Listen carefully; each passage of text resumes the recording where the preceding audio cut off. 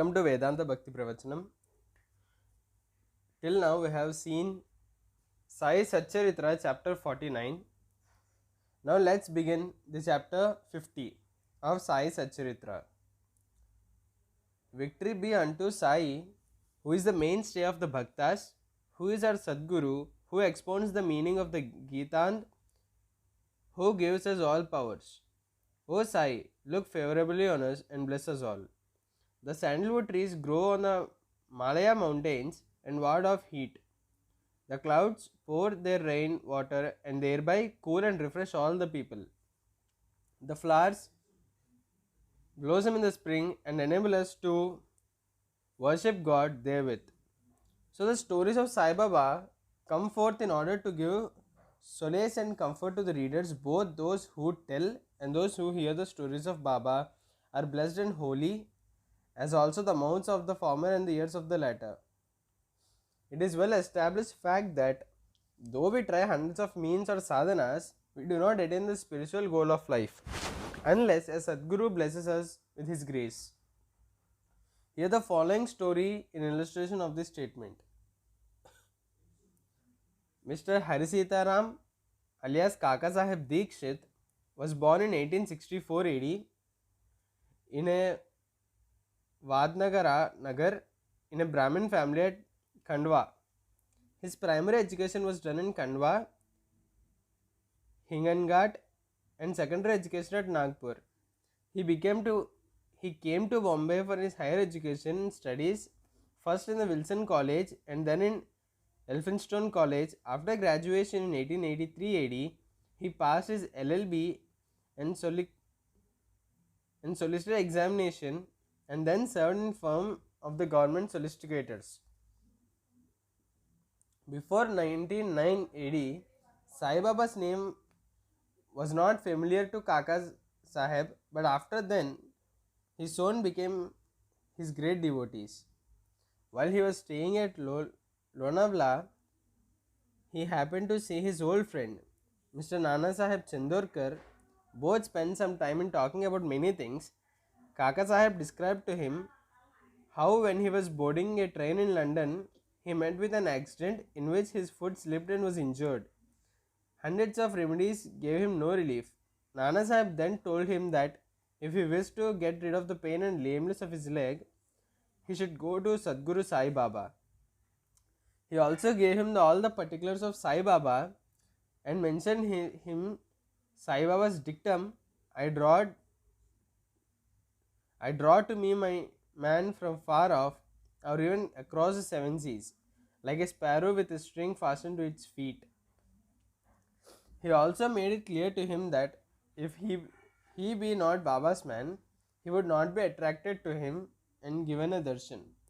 Kaka Saheb was pleased to hear all this and said to Nana Saheb that he would go to Baba, see him and pray to him to cure not so much in his lame leg, but to bring round his lame, fickle mind and give him eternal bliss. Sometime after, Kaka Saheb went to Ahmednagar and stayed with Sridhar Kaka Saheb Mirkar in connection with securing votes for a seat in Bombay Legislative Council. Mr. Balasaheb Mirkar, son of Kaka Saheb Mirkar, who was a Mamaltadar of Kopagaon, also came at that time to Ahmedabad in connection with a horse exhibition there. After the election business was over, Kaka Saheb Dikshit went to go to Shirdi and both the Mirkar's father and son were also thinking in their house about a fit and proper person as a guide with whom he should be sent there. There Baba was arranging things for his reception. Shama got a telegram from his father-in-law at Ahmednagar stating that his wife was seriously ill and that he should come to see her with his wife. Shama with Baba's permission went there and saw his mother-in-law and found her improving and better. Nana Saheb Panche and Appa Saheb Gadre happened to see Shama on their way to the exhibition. Dikshit there and take him to Shirdi along with him. Kaka Saheb Dikshit, Shama came to Mirkars, who were introduced him to Kaka Saheb. They arranged that Shama should leave for Kopagaon with Kaka Saheb by 10 o'clock night train After this was settled, a curious thing happened. Bala Saheb Mirkar threw aside the veil or covering on Baba's big portrait and showed the same to Kaka Saheb. He was surprised to see that he, whom he was going to meet at Shirdi, was already there in the form of his portrait to greet him at his juncture. He was much moved and made his prostrate before the portrait. This portrait belonged to Megha. The glass over it was broken and it was sent to Mirror's for repair. The necessary repairs had been already made and it was decided to return the portrait with Kaka Saheb and Shama.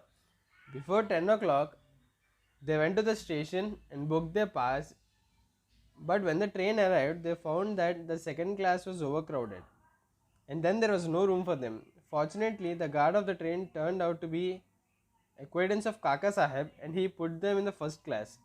Thus they travelled comfortably and delightedly at Kopagaon.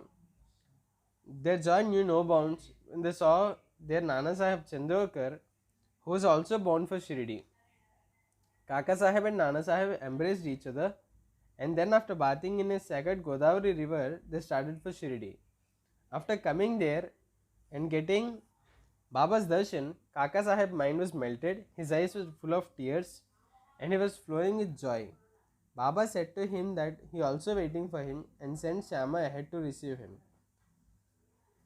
Kaka Sahib then passed many years happily in Baba's company. He built a Vada in Shirdi which he made for him more or less permanent home. The experiences he got from Baba are so manifold that it is not possible to relate him all here. The readers are advised to read a special Sai Leela magazine here.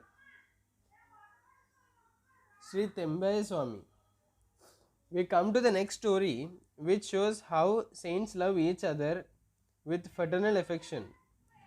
One Shirdi Vasudevanand Saraswati, known as Sri Tembaye Swami, encamped at Rajamahendri on the bank of Godavari.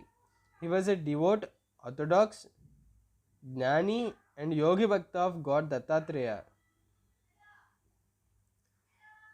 One Mr. Pundalik Rao, pleader of Nanded, went to see him with some friends. While they were talking with him, the names of Shirdi and Sai Baba were casually mentioned. Hearing Baba's name, the Swami bowed to his hands and taking a coconut gave it to Pundalik Rao and said him, "Offer this to my brother Sai with my pranam and request him not to forget me but ever love me."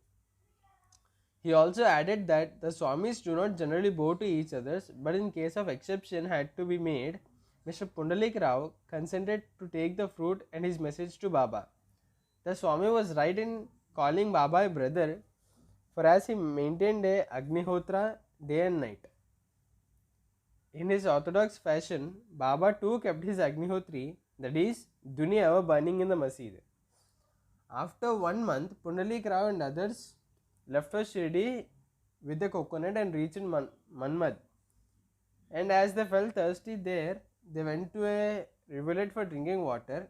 As the water should not be drunk on empty stomach, they took out some refreshments, that is chivada. The chivada tasted pungent, and in order to soften it, some others suggested to broke the coconut and mixed its scrapings with chivada and made it palatable. Unfortunately, the fruit broken turned out to be the same that was entrusted to Pundalik Rao. As a near Shirdi, Pundalik Rao remembered the trust, that is coconut, and was very sorry to learn that it was broken and utilized. Fearing and trembling, he came to Shirdi and saw Baba.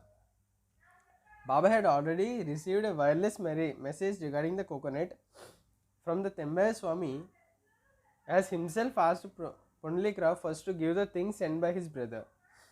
He held fast Baba's feet, confessed his guilt and negligence, repented and asked for Baba's pardon. He offered to give another fruit as a substitute, but Baba refused to accept it, saying that the worth of the coconut was by far many times more than an ordinary one, that it could not be replaced by any other. Baba also added, "Now you need not worry yourself any more about the matter. It was an account of my wish that the coconut was entrusted to you and ultimately broken on the way." Why should you take the responsibility of the action on you? Do not entertain the sense of doership in doing good as well as for bad deeds. Be entirely prideless and egoless in all things, and thus your spiritual progress will be rapid. What a beautiful spiritual instruction Baba gave. Balaram Dhurandhar. Mr. Balaram Dhurandhar belonged to a Padre Prabhu community of Santagars, Bombay. He was an advocate of Bombay High Court and sometime principal of the government law school. The whole Dhurandhar family was pious and religious. Mr. Balaram served his community and wrote and published an account of it. He then turned his attention to spiritual and religious matters. He carefully studied Gita and its commentary Gnaneshwari and other